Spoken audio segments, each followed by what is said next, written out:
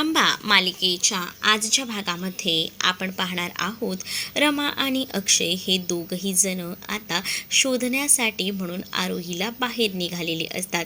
इकडे तिकडे आरोही कुठे भेटते का हे बघत असतात, पण आरोही अजूनही त्यांना कुठेही दिसत नसते। आता डायरेक्टली अक्षयने एका जागेवर गाडी थांबवलेली असते, तर आता रमा त्याला म्हणते की गाडी तुम्ही इथे का थांबवली आहे, प्लीज प्लीज आता आपण पुढे जाऊया असंही आता म्हटलं जातं।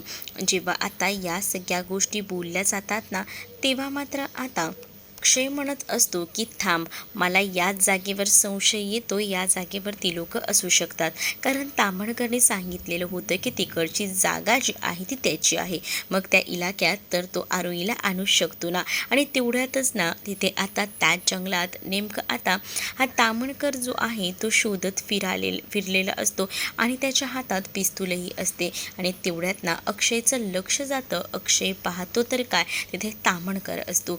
ताम्हणकरच्या हातामध्ये पिस्तूल असतं आणि पिस्तूल घेऊनच तो इकडे तिकडे शोधत असतो। त्यावेळेला लक्ष जातं, म्हणूनच आता त्याला विचारलं जातं की काय गडबड आहे नेमकी, ती तरी आम्हाला सांगा। आणि तेव्हा ती गडबड विचारल्यानंतर इकडे मात्र ताम्हणकर म्हणतो की मी शोधतच इथपर्यंत आलेलो आहे, मला बाकी काही माहीत नाही, मला एवढंच माहिती आहे की काही झालं ना तरीसुद्धा मला आता रेवाला शोधायचं आहे। तू रेवाला शोधायला आलायस, खोटं सांगू नकोस, तुझा काहीतरी मूळ हेतू आहे, तू ना इथे मुद्दामून माझ्या आरोहीला किडनॅप करून ठेवलेलं आहेस आणि त्याचसाठी आलायस, मला कळतंय असंही आता म्हटलं जातं। जेव्हा आता या सगळ्या गोष्टी बोलल्या जातात ना, तेव्हा ताम्हणकर अक्षयला समजावत असतो आणि अक्षयला सांगतो की तुमचा काहीतरी गैरसमज होतोय, मी इथे फक्त माझ्या रेवाला शोधायला आलो होतो, रेवाचा फोनही बंद लागतोय, तुमचा काहीतरी गैरसमज होतोय असंही आता बोललं जातं।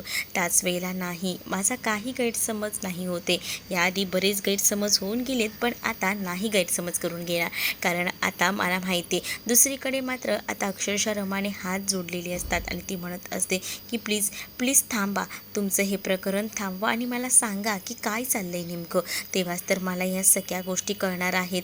मग आता इकडे मात्र अक्षय हा आरोहीसाठी खूपच जास्त पॉझिटिव्ह असतो, त्याला आरोही खूप जास्त त्याच्या आयुष्यात इम्पॉर्टंट असते आणि त्यासाठी तो आरोहीसाठी आता या ताम्हणकरच्या सुद्धा विरोधात जायला तयार असतो।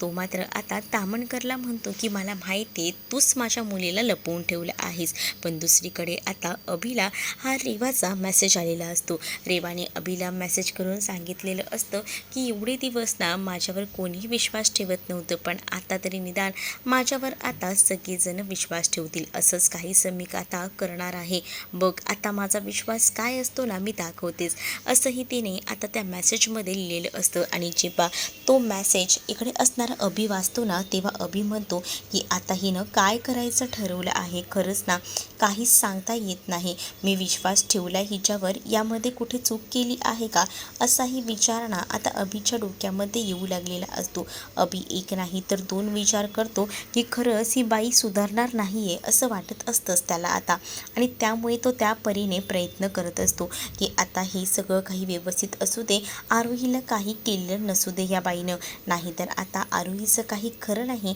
याही गोष्टी कुठेतरी अभिच्या मनामध्ये खात असतात। अभि आता टेन्शनमध्ये असतो, कारण रेवाने जो मेसेज केलेला असतो तो 3 तासापूर्वी केलेला असतो आणि त्यानंतर तिचा फोन आता स्विच ऑफ असतो, म्हणजे ह्या बाईनं काहीतरी आरोहीसोबत केलं असेल ना तर झालं, धन्य पावलो, मग आता काहीतरी करून काहीतरी करायला हवं, हा विचार ना अभिच्या मनामध्ये येत असतो। तेवढ्यातच मयू आणि आनंद तिथे येतात आणि म्हणतात की आम्ही सगळीकडे शोधला आरोहीला, पण आरोहीचा तपास कुठेही लागला नाही। ही गोष्ट जेव्हा आता इथे असणाऱ्या या अभिला समजते, तेव्हा अभिला हे सगळं ऐकून धक्काच बसतो, कारण अभिला नुकताच तो मेसेज डिलिव्हर झाला होता जो की रेवाचा होता आणि त्यामुळे अभि थोडा डिस्टर्ब होतो आणि अभि विचार करू लागतो। तर दुसरीकडे मात्र आता पाहायला मिळत असतं की आनंद म्हणत असतो की सगळीकडे शोधलं यार तिला, पण ती कुठेही सापडली नाही, निदान आता अक्षय आणि रमाला तरी तिला भेटायला हवी, नाही तर प्रॉब्लेम होऊ शकतात, आपल्याला काही झालं तरीसुद्धा आता काहीतरी करून विचार करायला हवा। मग आता अभिच्या डोक्यामध्ये ते सुरू असतो, कारण तो आता त्याला आलेल्या मेसेजबद्दल तर कोणाला बोलू शकत नसतो। इकडे ताम्हणकर जो आहे तो आता खात्री पटवून देत असतो की इथे मी रेवाला शोधायला आलोय, मला सुद्धा रेवाची काळजी तुमची आहे आणि तुमच्या मुलीची आरोहीची सुद्धा. म्हणूनच तर मी इथपर्यंत आलो. हे बघा, मला इथे गाडी दिसते रेवाची. मग आता अक्षयला हे सगळं काही नाटकच वाटत असतं. अक्षय या समजामध्ये असतो की हे सगळं काही तामणकर नाटकच करतोय. म्हणजे ना, तो स्वतःला जर काही हवं असेल ना तर ते मिळवण्यासाठी काही करू शकतो. रेवानी आणि तामणकरने आपल्या मुलीसाठी हे सगळं काही केलेलं आहे. आत्ताच्या आत्ता माझ्या आरोहीला माझ्यासमोर उभं करा, नाहीतर माझ्यापेक्षा वाईट ना दुसरा कोणताही बाप नसू शकतो, असंही आता म्हटलं जातं. जेव्हा आता एवढा हा अक्षय तापलेला असतो हे जेव्हा आता कळतं, तेव्हा मात्र आता इकडे समोरून ना रेवा ही आरोहीला घेऊन येताना दिसत असते. आरोहीसुद्धा घाबरलेली असते आणि ती आता या रेवाबरोबर येत असते. म्हणजेच रेवाने तिला उचलून घेतलेलं असतं. आणि हे सगळं बघूनच ना इथे मात्र आता जी त्यांची कामवाली असते रेवाच्या घरातली, तीसुद्धा आता अक्षयला रिक्वेस्ट करत म्हणत असते की भाऊ, तुमचा काहीतरी गैरसमज होतोय, मी तुम्हाला खरंच सांगते. पण आता अक्षयने त्या तांबडकरच्या अंगावर बंदूक रोखून धरलेली असते. कारण त्याला हेच वाटत असतं की या सगळ्याच्या मागे हा तामणकरच आहे आणि या तामणकरचं नेमकं काय चाललंय ना, या सगळ्या गोष्टी बरोबर ओळखून अक्षय असतो. आणि म्हणूनच अक्षयला असं वाटतं की या तामणकरला आता जर आपण घाबरवलं तर नक्कीच आहे ना, तो आपल्याला सांगेल की त्याने आपली मुलगी कुठे ठेवली आहे. त्याशिवाय हा कबूल होणार नाही. त्याला माहिती आहे की हा रेवाचा आणि त्याचसोबत या तामणकरचा डाव आहे. त्यानंतर आता रेवाला जेव्हा तामणकर पाहतो तेव्हा त्याचा जीव कुठे भांड्यात पडतो. आणि त्यानंतर आता रमासुद्धा आरोहीला रेवाकडनं घेते आणि स्वतःच्या कुशीत झोपवते. त्याच वेळेला इथे रेवा म्हणत असते की काय चाललं इथे, खरंच खूप मोठा प्रॉब्लेम झाला आहे. काय घडत आहे मलाच कळत नाही आहे. प्लीज सावरून घ्या, माझं समजून घ्या, मला काय बोलायचं आहे ते. असं देखील आता म्हटलं जातं. तूच आमच्या मुलीला गायब केलं होतंस. नाही, माझं ऐकून घ्या. खरं तर ना माझी गाडी मध्येच बंद पडली आणि इथून पुढे आता जायचा रस्ता आम्हाला माहीत नव्हता. आणि आरोहीचा सुद्धा हट्ट होता, तिला घरी यायचं होतं. मग तिकडनं मी कसाबसा मार्ग शोधत होते, पण मला काही रस्ता सापडत नव्हता. त्यात माझ्या मोबाईलला सुद्धा इथे रेंज नाही आहे. म्हणूनच प्रॉब्लेम झाला हा सगळा काही. खरंच आमचा काही तसं उद्दिष्ट नव्हतं, असं देखील आता ती म्हणत असते. आणि ती आता बोलते की मी का असं करू विचार, कारण मला माहिती आहे ना, मला स्वतःला बाळ नाही आहे. मी माझ्या बाळाची प्रत्येक क्षणाला आठवण काढत असते. आणि मी असं चुकीचं काम का करेन. मला माहिती आहे मी असं काहीसुद्धा करणार नाही. माझ्यासाठी जेवढं माझं बाळ इम्पॉर्टंट होतं ना, तेवढीच माझ्यासाठी माझी आरोहीसुद्धा आहे. कारण आरोही माझ्यावर खूप प्रेम करते, ती मला जीव लावते. मग तिच्या बाबतीत मी चुकीचा विचार कसा काय करू शकते, असंही आता रेवा उगाचच काहीतरी बडबड करत म्हणत असते. पण अक्षयने या रेवाला चांगलंच ओळखलेलं असतं की रेवा ही कोणत्या थराला गेलेली आहे आणि ही रेवा काय काय करू शकते ना, या सगळ्या गोष्टी अक्षयला माहिती असतात. म्हणूनच अक्षयने आता त्या रेवावर पिस्तूल रोखून धरलेलं असतं. त्याच वेळेला आता रमा म्हणत असते की अहो जरा शांत व्हा, आता आपल्याला तर भेटली आहे ना ही आपली आरोही, मग तुम्ही शांत का बरं होत नाही आहे, जरा थांबा.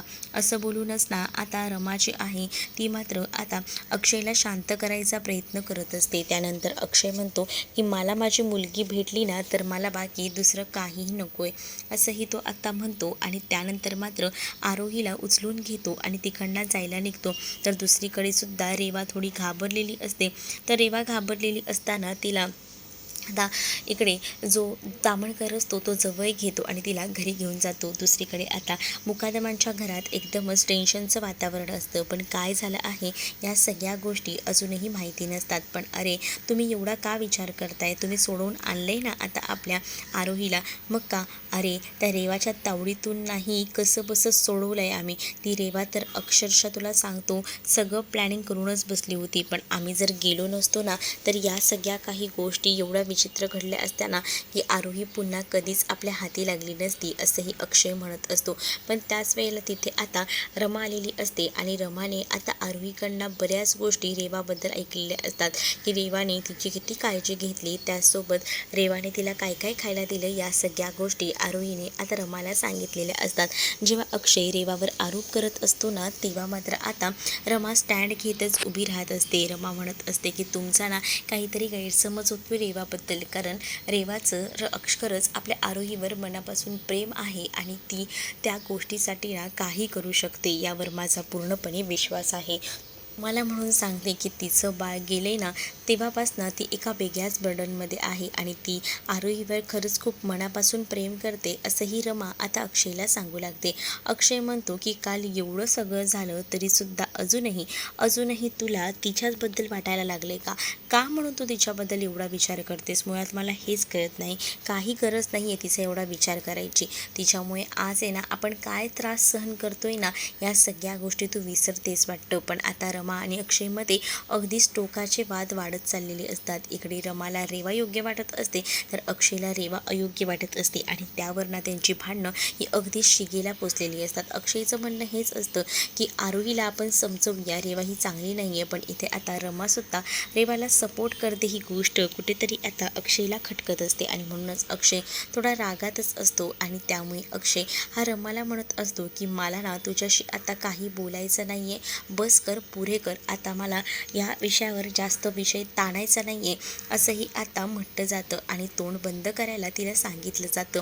दुसरीकडे मात्र आता पाहायला मिळत असतं की इकडे रमा म्हणत असते की तुम्ही हे सगळं काय बोलताय, तुम्हाला तरी कळतंय का? जरा तरी गांभीर्य ठेवा की तुम्ही माझ्यासोबत काय बोलताय. पण इकडे आता अक्षयने सगळ्या काही गोष्टी अगदी सोडलेल्या असतात आणि त्यामुळे तो तोंडाला येईल ते रमाला बोलत असतो आणि त्यामुळे रमा दुखावली जाते. आनंद आता अक्षयला म्हणतो की तू काय करतोयस अक्षय, या सगळ्यामुळे तुला कळतंय का? रमाला या सगळ्याच्या ह्याच्यामध्ये काय काय बोलून गेलं आहेस. अरे तुझं खूप चुकतंय, तू बोलताना ना 10 वेळा विचार करत जा आणि तू काय बोलतोयस ना या सगळ्या गोष्टी विचार करून बोलत जा.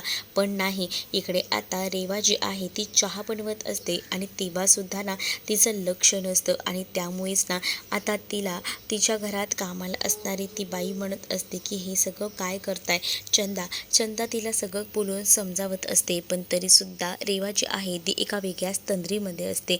रेवा म्हणत असते की मुळात आहे ना मला आता या सगळ्या गोष्टींमुळे ना त्रास होतोय, पण मी या सगळ्यातून बाहेर पडायचा विचार करते. मी खरंच आरोहीच्याबद्दल चांगलाच विचार करत होते, पण आज जे काही झालं त्यामुळे सगळ्यांनाच असा समज झाला की मी आरोहीच्या बाबतीत काही चुकीचं केलं आहे. पण तसं नाही आहे, आरोही माझ्यासाठी माझ्या मुलीप्रमाणेच आहे. आता तिकडे जेव्हा रेवा जाऊन बसते ना तेव्हा चंदा ही तामणकर आणि रेवासाठी चहा घेऊन जाते आणि त्याच वेळेला ती तामणकरला म्हणत असते की साहेब चहा पिऊन घ्या आणि रेवा आता तिथे रडत असते. रेवा रडत असतानाच रेवाला आता सांगितलं जातं की नको स्वतःला त्रास करून घेऊ. पण रेवा आता म्हणत असते मग मी काय विचार करू, मला खरंच कळत नाही आहे. म्हणजे मी ना असं काहीच ठरवलं नव्हतं की हे सगळं मुद्दामून करेन, पण मुळात आहे ना जेव्हा माझ्या हातात ना आरोही होती ना तेव्हा मला काही सुचत नव्हतं. मी फक्त एक चांगलाच विचार करत होते की तिला फिरायला घेऊन जायचा, पण त्यानंतर मी एवढ्या मोठ्या संकटात अडकेन ना असं मला वाटलंही नव्हतं. असंही आता रेवा ही तामणकरला सांगून समजावू लागते. तामणकर म्हणत असतो की मला कळते की तुझी काय अवस्था आहे, पण बघितलंस ना यामध्ये सुद्धा तुझ्यावरच आरोप केले गेले, तुलाच खोटं ठरवलं गेलं आणि म्हणूनच मला ना या सगळ्या गोष्टी ना अशा नकोशा वाटतात. या सगळ्यामध्ये ना मला हेच वाटतं की हे कुठेतरी थांबायला हवं, पण तुला म्हणूनच सांगतोय. इकडे चंदाही आता रेवाला समजावत असते आणि म्हणत असते की ताई आम्हाला कळते की तुमचं खूप जास्त प्रेम आहे, पण आम्हीसुद्धा या गोष्टी समजून घेतोय. या सगळ्या गोष्टींची पाळत आम्हालाही आहे, नका एवढा विचार करू तुम्ही कोणाच्या बोलण्याचा, असं देखील चंदा आता म्हणत असते. पण तिला ना आता आरोहीला भेटण्याची खूप जास्त इच्छा असते. म्हणजेच आरोहीला तिला काल भेटता आलं नव्हतं. रमाने आरोहीला लगेचच आपल्याकडे घेतलेलं होतं आणि त्यामुळेच ना ती आता रडत असते आणि ही सगळी गोष्ट इथे असणाऱ्या या तामणकरला ती बोलून आपलं मन मोकळं करत असते. पण तामणकर देखील आता तिला समजावत असतो, कारण अक्षय काल ज्या पद्धतीने पिसायला होता ना ते अगदीच भयंकर असं होतं आणि तो एकदम पिसाळणार हे बरोबरच आहे, कारण त्याची मुलगी त्याच्यापासून लांब गेली ही कुठेतरी मनात त्याच्या खंत होती आणि हे सगळं काही या रेवामुळे झालं हे सुद्धा त्याला माहिती होतं आणि म्हणूनच तर तो एवढा संतापलेला होता. इकडे मात्र आता रमाला अक्षयच्या बोलण्याचं वाईट वाटलेलं होतं आणि म्हणूनच ती आता रूममध्ये येऊन त्या सगळ्या गोष्टींचा विचार करत असते. तेवढ्यातच आता अक्षयला कळतं की आपण खूप काही रमाला बोलून गेलो आहोत, पण आता तिचा मूड तर ठीक करायला हवा आणि याचसाठी तो रमाकडे आलेला असतो. रमा बोलते की मला ना तुमच्याशी काही बोलायचं नाही आहे, प्लीज तुम्ही इथून जा. पण त्याच वेळेला अक्षयने ना तिच्यासाठी छान अशी चाफ्याची फुलं आणलेली असतात आणि ती चाफ्याची फुलं तो आता तिला देऊ लागतो आणि म्हणत असतो की बघ बायको, खास तुझ्यासाठी, तुला आनंदी करण्यासाठी मी एवढं सगळं काही करतोय, बघ तुला आवडतायत का. आणि असं बोलूनच ना आता तिला तो ती चाफ्याची फुलं देऊ लागतो आणि जेव्हा तो तिला ती चाफ्याची फुलं देतो ना, तेव्हा मात्र आता त्या चाफ्याच्या फुलाच्या सुगंधानेच आता खूप असं तिला बरं वाटतं आणि तिने जे काही केलेलं आहे ना ते सगळं काही अगदीच विसरली जाते ती. आणि त्यामुळेच आता तिला प्रश्न पडतो की हे सगळं किती सुंदर आहे, छान आहे आणि त्यामुळेच ती आता खूपच जास्त हॅप्पी असते. आणि त्याच वेळेला तो म्हणतो की बघ, मला तुला सांगण्याचा दृष्टिकोन हा वेगळा होता, पण तुला काहीसं वेगळं वाटलं, पण माझं ऐक, मी जसं समजतोय ना तसं नाही आहे. त्यानंतर तुला ना आता अजून एक सरप्राईज आणलं आहे मी. आणि असं बोलून आता तो एक सरप्राईज तिला दाखवू लागतो आणि ते सरप्राईज असतं ते म्हणजे त्या दोघांचा एकत्र असलेला फोटो. आणि तो फोटो ना तो तिला ओपन करायला सांगतो आणि जेव्हा ती तो फोटो ओपन करते ना तेव्हा मात्र आता खूपच जास्त आनंद तिला झालेला असतो, कारण तो फोटो खूपच सुंदर असा असतो आणि त्या दोघांचाही तो असतो. आणि या दोघांचाही फोटो बघून ती म्हणत असते की आता या दोघांच्याही आपल्या फोटोला कोणाची नजरच लागायला नको. आणि असं बोलूनच ती मात्र आता त्याला या सगळ्या गोष्टी समजवत असते. दुसरीकडे मात्र आता पाहायला मिळत असतं की आपल्या दोघांच्याही नात्याला कोणाची नजर लागायला नको असं बोलून तिने आता त्याला अक्षरशः ना आता काजळसुद्धा लावलेलं असतं, कारण तिला तेच वाटत असतं की ह्या नात्याला आपल्या कोणाचीही नजर लागायला नको आणि अगदीच ती तसंच वागत असते. तर दुसरीकडे मात्र आता पाहायला मिळतं की रमा त्या बघून ती खूपच जास्त आता खुश झालेली असते आणि रमा जेव्हा बघते ना तेव्हा तिला आनंद होतो आणि मग काय ती विचार करते की किती सुंदर आहे ती फ्रेम. आणि जेव्हा ती फ्रेम बघते तेव्हा तिला आनंद होतो आणि ती म्हणत असते की आपण आता हे असंच दोघंही जण एकमेकांना समजून घेत जाऊया. तुम्ही जर माझ्यासोबत जर असं विचित्र वागलात ना तर ते मला आवडत नाही. पुन्हा एकदा ती रेवाचा विषय काढते. मग अक्षयला या सगळ्या गोष्टी पटत नसतात आणि त्यामुळेच ना अक्षय जो आहे तो मात्र आता तिला म्हणत असतो की बस पुन्हा मला ते रेवा पुराण नको आहे. मी तुला म्हटलंय ना आपल्या दोघांच्याही नात्यात मला आता ते पुन्हा सावट नको आहे आणि यासाठी माझी धडपड सुरू आहे. प्लीज प्लीज आपल्या नात्यात आहे ना आता कोणताही दुरावा नको आहे, कोणत्याही काहीच गोष्टी नको आहे असंही आता सांगितलं जातं. त्याच वेळेला इकडे जेव्हा या सगळ्या गोष्टी बोलत असताना दोघांनी एकमेकांचा हात धरलेला असतो ना तेव्हा मात्र आता जेव्हा एकमेकांचा हात धरत ते बोलत असतात तेवढाच नेमका जो फोटो त्याने बनवून आणलेला असतो तो फोटो जो आहे तो नेमका आता खाली पडतो आणि त्याची काचही खाली पडून फुटली जाते आणि हा कुठा मोठा अपशकुन झाला आहे हे सुद्धा आता लक्षात आलेलं असतं. आणि जेव्हा हा अपशकुन झाला आहे हे कळतं, अक्षय आता खाली पडलेली काच उचलायला जातो आणि जेव्हा काच उचलायला जातो ना तेव्हा त्याच्या हाताला जे आहे ते मात्र आता ते काच लागते. त्यामुळे रमा थोडी अस्वस्थ होते. रमा त्याला म्हणते काय हो तुम्ही पण जरा थांबा ना, सावकाश ना. अक्षय म्हणतो एवढं चालायचंच, पण मी तुला म्हटलंय ना की आपल्याला कोणाकडून तरी काहीतरी धोका आहे तो हाच आहे असंही आता म्हटलं जातं. तर दुसरीकडे मात्र आता अक्षय कसाबसा रमाला समजवत असतो. पुढील भागांमध्ये सुद्धा अक्षय रमाला समजावतो आणि तिला म्हणत असतो की बघ माझं म्हणणं एवढंच आहे की तू लक्षात घे, आपण आरोहीला चांगल्या भाषेत सांगूया की आपल्यासाठी ना ती योग्य नाही आहे आणि म्हणूनच मी तुला सांगतोय ना तसंच आपण करूया. पण इकडे मात्र आता रेवाने अभिला कॉल केलेला असतो आणि ती त्याला दाखवत असते रडून आणि त्याला म्हणत असते की मला ना आरोहीला भेटायचं आहे, एकदा प्लीज माझ्यासाठी तू काहीतरी कर. आणि असं बोलून ती आता आरोहीला भेटण्यासाठी रिक्वेस्ट करत असते आणि अभि आता आरोहीला ह्यांच्या नकळत कसा भेट घडून आणेल हे पाहणं तितकंच इंटरेस्टिंग असणार आहे. तुम्ही जर आपल्या चॅनलवर नवीन असाल तर चॅनलला नक्की सबस्क्राईब करा. चला तर मग भेटूया पुढच्या भागात. तोपर्यंत टाटा बाय. व्हिडिओ आवडला असेल तर लाईक करायला विसरू नका.